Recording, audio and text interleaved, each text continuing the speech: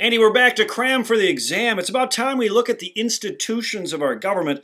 No better place to start than the U.S. Congress. That's right. No better place to start because it's Article 1. The most extensive part of our Constitution is about the powers of Congress. The legislative branch makes laws. But Andy, when we look at the Congress more carefully, there's a whole lot more going on than just making laws. Well, first of all, we know that it's unique because it was bicameral in terms of having a lower chamber, the House of Representatives, elected every 2 years, and an upper chamber called the Senate, elected every 6 years. Let's not forget that there are distinct differences between the House and the Senate, and that's the way the founders had it in mind. This is why we call the House the cup and the Senate the saucer. That's right. The House was the people's chamber, elected every 2 years, the only part of our first federal government that was elected directly by the people.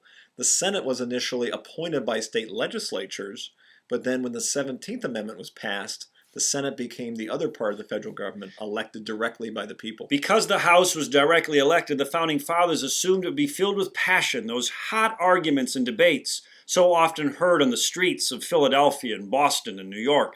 The Senate, because of its more aristocratic upbringing, appointed by the state legislatures, they were to temper that hot passion. So the cup would be poured into the saucer to cool the passions. The Senate continues to be our deliberative branch, our deliberative house, Andy, and oftentimes obstructs what the House has passed. And certainly we know that because of one of the rules put into the first Congress in the U.S. Senate, and that rule being the filibuster, that to pass a bill through the Senate, oftentimes you need to have more than 60 votes in order to kill a filibuster, because if the minority has a lot of support, they can delay that bill to death with a filibuster. Well, Andy, you're talking about the legislative process, what many of us think may be the most important thing about our Congress.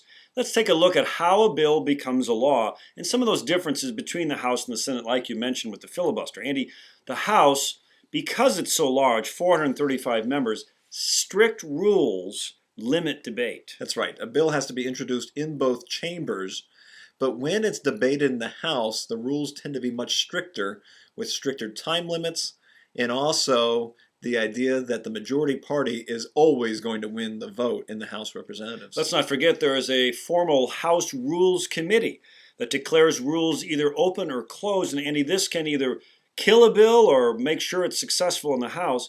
But let's go to the Senate. Because of its size and because of its reputation and because of its heritage, Andy, less rules, but you hit the one on the nose, Andy. The filibuster changes everything. Right, and the Senate also tends to debate bills under what's called open rule, which allows individual senators to attach amendments during floor debate.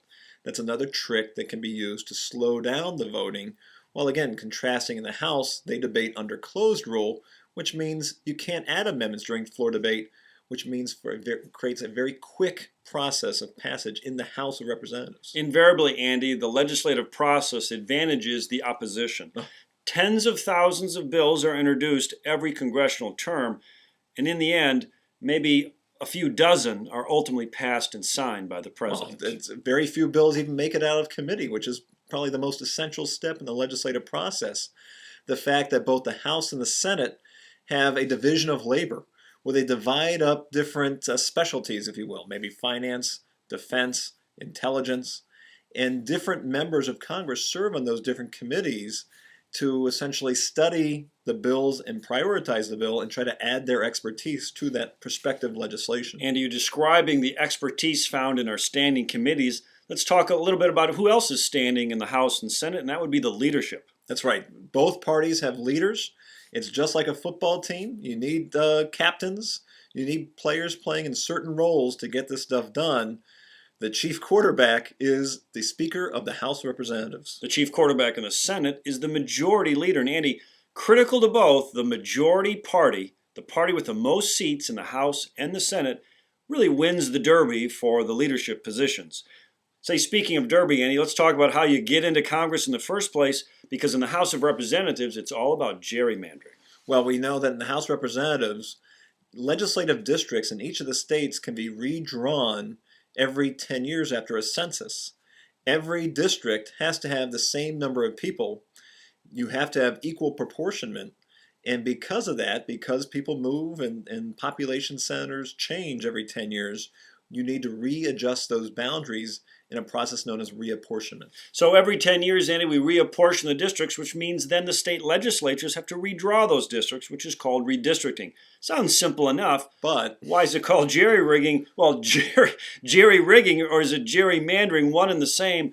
Politicians back in the home states draw those lines to advantage one over the other, to advantage an incumbent or to advantage a political party. And we really have seen that as gerrymandering has become much more sophisticated with computer technology that's now available, we've seen incumbents gaining huge advantage, incumbents in the House. And it's one of the reasons why House incumbents get reelected at 90-95% of the time, even a higher percentage than Senate incumbents. Andy, before we close, let's not forget that legislating isn't the only thing members of Congress do. They do something called Constituent Service, and if you looked at their date book, they might be doing this more than working in Washington, D.C. Yeah, because they're trying to reach out to their constituents, trying to help them win election again. Remember, also, Congress plays a pivotal role in overseeing the federal bureaucracy. And this congressional oversight is oftentimes very discounted in Congress's role, but it's one of those non-legislative things that's essential to helping this government run smoothly. We're looking at the American Congress. We all know the legislative branch makes laws. What we might not know is they spend a whole lot of more time doing other things, like overseeing the federal bureaucracy and serving their constituents back home to reassure their re-election. Andy, the U.S. Congress, are you kidding me? What's going on inside the news? We know. We're two teachers. No fancy words. No fancy suits. Plain talk about issues you need to know. Just in time. Boy, we could use some more cramming for that exam.